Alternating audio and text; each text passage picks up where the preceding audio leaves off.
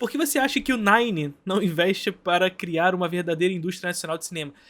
Gente, social-democracia. Social-democracia. Social-democracia pende aos interesses da burguesia. E assim, nós já tivemos na nossa história, e aí a gente já conversou muito sobre isso por aqui, né? Nós já tivemos na nossa história uma empresa brasileira de cinema, a Embrafilme, que por mais que estivesse sob outras condições políticas pelas quais a gente devia combater, a Embrafilme foi criada no período da ditadura militar e tudo mais, mas era uma empresa brasileira de cinema, sabe? Não é a Ancine, que é uma agência nacional de cinema, portanto é uma reguladora dos investimentos e tudo mais, e não uma fomentadora de fato, né? A questão é a gente ter uma empresa brasileira de cinema tal como foi a Embrafilme, mas pautar o debate dessa empresa como uma ferramenta, né? A empresa é uma ferramenta do produção cinematográfica. E sendo a Embrafilme uma empresa e, portanto, uma ferramenta de produção cinematográfica, a ela são dados usos políticos, né? E no caso da Embrafilme, usos políticos controversos, para não dizer outra coisa, com relação aos interesses ufanistas da ditadura militar.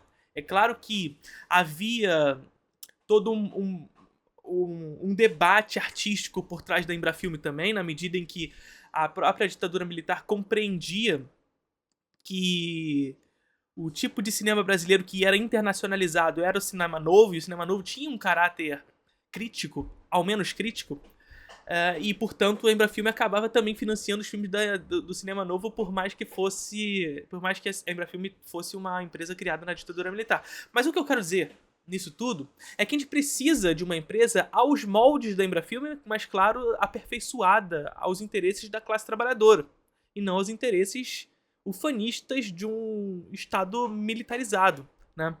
E de extrema direita. Acontece que a social-democracia ela não vai abraçar um projeto como esse, vai permanecer nesse discurso da Ancine e tudo mais, que assim, vamos lá, é melhor que a gente tenha a Ancine do que não tenha.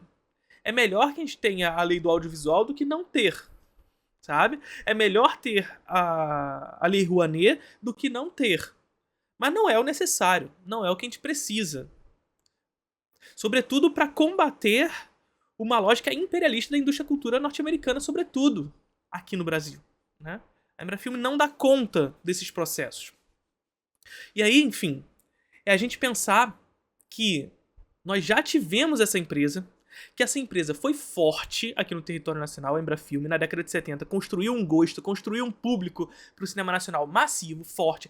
É isso mesmo, o cinema brasileiro já foi assistido, seus pais, seus avós assistiam cinema brasileiro, assistiam porno chanchada e ficam falando por aí que não gostam, que não assistem, que o cinema brasileiro é uma bosta, que o cinema brasileiro é uma porcaria, mas estavam lá assistindo porno chanchada a rodo. E, gente, a gente precisa resgatar a porno chanchada, inclusive, tá? Pra fugir dos estereótipos criados sobretudo pelo cinema novo, em parte, mas também depois pelos conservadores, né? Enfim. Só que a grande questão é que a Embrafilme acaba pelos mesmos motivos pelo qual ela não volta com o Lula, né? Que foi justamente a introdução de um projeto de um laboratório do neoliberalismo aqui no sul global, né? Ou no antigo terceiro mundo, né? Chile, vocês estavam falando que estavam assistindo as paradas do Ian e tudo mais, o porquê odiamos Pinochet, né? E, enfim, foi instaurado um projeto, um laboratório de neoliberal no terceiro mundo, no sul global, onde o Chile foi talvez o primeiro palco, mas que no Brasil também houve esse processo, sobretudo nesse momento da redemocratização, né? E a consequência disso na década de 80 foi um período para o cinema brasileiro trágico, tragiquíssimo, porque foi um momento histórico onde esses discursos neoliberais tomaram conta da nossa política e das práticas políticas. Então começa a surgir todo esse discurso de que o Estado não consegue investir em cinema, porque na Embrafilme tinha corrupção, porque na Embrafilme tinha clientelismo, porque isso, porque aquilo, aquilo. Verdade, verdade. Tinha clientelismo, tinha corrupção, tinha tudo isso, mas tudo fruto do Estado burguês. Porque a gente ainda vivia sob a égide, nós vivíamos sob a égide de um Estado burguês. E a propriedade privada é a causa da corrupção. Vocês já sabem, vocês já devem ter ouvido. O Humberto fala isso constantemente, inclusive, vocês que vieram do Humberto aí, né? Então a propriedade privada é a causa da corrupção, né? Não é à toa que toda corrupção que se instala no Estado tem uma origem privada, né? Agora, esses discursos começam a surgir, que tem como consequência prática, material, justamente um processo de sucateamento da Embrafilme. Então a Embrafilme ela vai, sobretudo na segunda metade da década de 80, se sucateando pouco a pouco. Até que na década de 90, Collor, que também tem episódio do Ian sobre por que odiamos, extingue a Embrafilme com o mesmo discurso. Olha só, a Embrafilme estava lá. Não conseguia produzir mais nada, não faz mais nada, não isso, aquilo. Claro que não conseguia, estava toda sucateada por um processo histórico construído pela instauração do neoliberalismo no Brasil. E a Embrafilme é extinta. Não pela sua incapacidade de produção, porque foram mais de 200 filmes financiados e poderiam ser mais caso na década de 80 a gente tivesse de fato um processo de realização e tudo mais, que continuasse, se não fosse sucateado e tudo mais, né?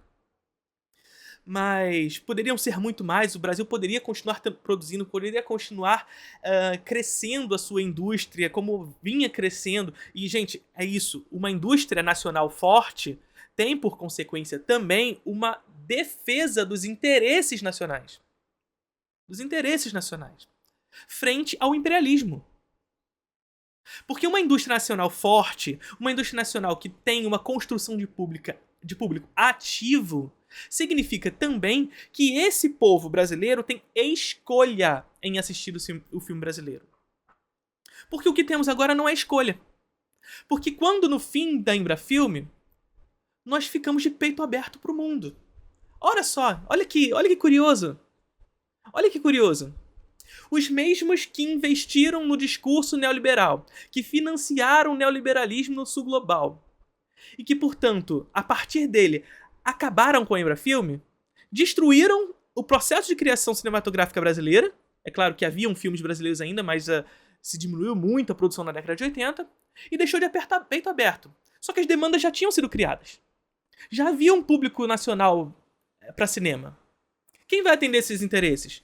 Os mesmos que financiaram o neoliberalismo por aqui, gente. Os Estados Unidos. E aí vocês começam a compreender por que as salas de cinema são tomadas por filme americano? Tomadas. Não é porque a gente não sabe fazer cinema.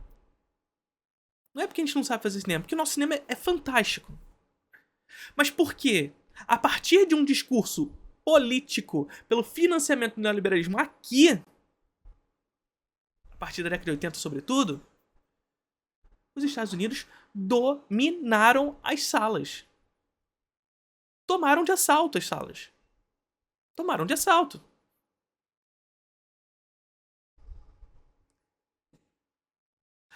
E aí como é que a gente corrige esse problema? Bom, a resposta mais correta vocês já sabem qual é. Eu não preciso nem falar. Vocês podem falar aí no chat, vocês sabem qual é a resposta mais correta. Mas tentando pensar sob a lógica do Estado burguês, a gente não vai corrigir o problema. O que a gente vai fazer é mitigar esses problemas. Acontece que, sob a ótica do capitalismo tardio, toda a hegemonia global que Hollywood consolidou faz com que a reversão desse problema seja mais problemática hoje. Né? Já foi introduzido um imaginário no espectador de que, primeiro, o cinema brasileiro não faz o que o povo quer assistir, o que é uma baboseira, né? Na medida em que, ora, o gosto ele é construído, gosto é demanda, gente. Pra vocês que estavam no Humberto aí, escutando ele falando de economia e tudo mais, demanda. Gosto é demanda. Gosto é construção. Ninguém nasce gostando de filme de super-herói. Ninguém nasce, vai lá, nasce, chora e em seguida fala eu quero o filme do Homem de Ferro. Não é assim que funciona. O gosto vai sendo construído a partir das nossas vivências. E as nossas vivências estão condicionadas pelo sistema produtivo ao qual estamos inseridos. Saca? E quem construiu esse gosto? Hollywood, gente. Hollywood construiu o nosso gosto. Acontece que nós já tivemos essa empresa que, porventura, em algum momento, vinha construindo esse gosto. Não só essa empresa, mas também todo um processo estético do cinema novo, cinema marginal e tudo mais. Né? Vinha construindo esse gosto nacional. Esse gosto criado por aqui. Que foi destruído por esse projeto neoliberal. E hoje, se tem 10 salas num cinema, 9 estão com o filme da Marvel e o outro é um filme do Spielberg. Outro filme americano. Percebe? Percebe a parada? Qual é? Como é complicado? Né? Então a gente tá sempre posto nessa disputa desigual. Essa competição que não existe, na real. E aí, enfim, respondendo a pergunta de maneira mais assertiva, por que o Lula não investe? Porque o Lula é um social-democrata. E o social-democrata ele vai atender os interesses da burguesia e dar migalhas à classe trabalhadora. E os interesses da burguesia não é na criação de uma empresa brasileira de cinema. Não é. Não é. E a gente vai seguir nesse projeto que é melhor ter do que não ter, de uma agência nacional. Que tenta mitigar os problemas do imperialismo. Mas que não consegue. Não atende às necessidades para que o nosso cinema de fato cresça enquanto criação de público. E isso é importante que se diga. Porque o nosso cinema ele não precisa atestar a sua qualidade pelo quanto de público ele tem. Nosso cinema é maravilhoso, gente. Entretanto, ele cai justamente na armadilha do imperialismo. Saca? Qual foi o último filme brasileiro que lotou as salas? Minha Mãe é uma Peça? Então. Isso foi... Até me falaram... Me perguntaram recentemente também. Me perguntaram o seguinte... Felipe, em razão das greves que estão acontecendo lá em Hollywood, né? Vocês sabem a greve, a gente já tem vídeos aqui falando sobre ela e tudo mais. Em razão das greves que estão acontecendo lá em Hollywood, pode ser que, porventura, em razão dessas greves, mesmo que seja por um breve espaço de tempo, o cinema brasileiro volte a ocupar as salas de cinema e a gente possa escutá-los? E aí, a pergunta... A pessoa que fez a pergunta tá aqui. E a resposta é não. A resposta é não.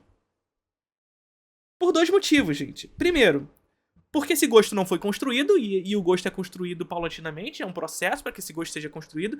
Então as pessoas elas não têm o cinema nacional como escolha de fato. Né? Não é uma opção para as pessoas saírem de casa para assistir o cinema brasileiro, porque elas não conhecem. As pessoas tratam o cinema americano como nacional, gente, e o cinema brasileiro como gênero, sabe? Então, esse é um primeira questão. E uma segunda questão é que as salas de cinema... E a segunda questão é porque é capitalismo, gente. Sabe? Então as salas de cinema, elas vão priorizar o lucro. E não enxotar um filme brasileiro lá que ninguém vai assistir, porque não se construiu esse gosto paulatinamente, historicamente, através de um processo, sabe? Então elas vão, por exemplo, ampliar o tempo de exibição de determinado filme. Gente, Elementos da Pixar. Vocês lembram desse filme? Pois é. Elementos da Pixar, um filme flopadaço da Pixar, tá em cartaz até hoje. Pelo menos aqui no Rio de Janeiro. Tá em cartaz até hoje. Não sei quantas semanas entrou em cartaz. Um filme que tá flopado, que não tem público desde o início, tá no cinema até hoje. Então eu estico o tempo de exibição de um filme e não enxoto o filme brasileiro, não. Eu estico a exibição de um filme americano. É de junho. Saca? E tá lá ainda. Isso sem falar em Barbie e Oppenheimer, que, enfim, vão ser esticados. Até ter um outro filme pra exibir. Aí, enfim, eu até falei, eu até brinquei com vocês. Quem vai salvar o cinema brasileiro vai ser o Lucas Neto, porque o Lucas Neto tem o filme dele lá sendo exibido com público, porque ele tem o público cativo dele lá, né? Mas brincadeiras à parte, a questão do Lucas Neto, mas a gente perceber que, enfim, perguntaram qual foi o último filme brasileiro que lotou sala, é perceber que os filmes do Paulo Gustavo talvez sejam esses últimos filmes que de fato lotaram salas de cinema, né? E aí a gente precisa reconhecer, portanto, a importância do Paulo Gustavo para a criação de público no Brasil. Precisa reconhecer esses filmes de comédia brasileiro que a gente tanto gosta de difamar por aí. Não. Esses filmes de comédia são importantes para a criação de público no Brasil. É claro que a gente precisa superar essa lógica, no sentido de não que esses filmes têm que deixar de existir, mas superar a lógica de que só esses filmes têm público. Como? Construindo esse gosto. Sabe? E aí, como esse gosto vai ser construído, a gente pode discutir em outro momento. Mas a gente precisa reconhecer o papel do Paulo Gustavo nessa história recente do cinema brasileiro. Sabe? Enfim. Então, Lula não investe de fato em cinema porque esses são os limites da social-democracia. A gente pode anunciar inúmeras mudanças, enfim, financiamentos. Ó, vamos ter 1 bilhão de financiamento esse ano para o cinema brasileiro, que foi noticiado. Ótimo, maravilhoso que tenha 1 bilhão, mas continua tendo os limites da social-democracia, os limites do neoliberalismo.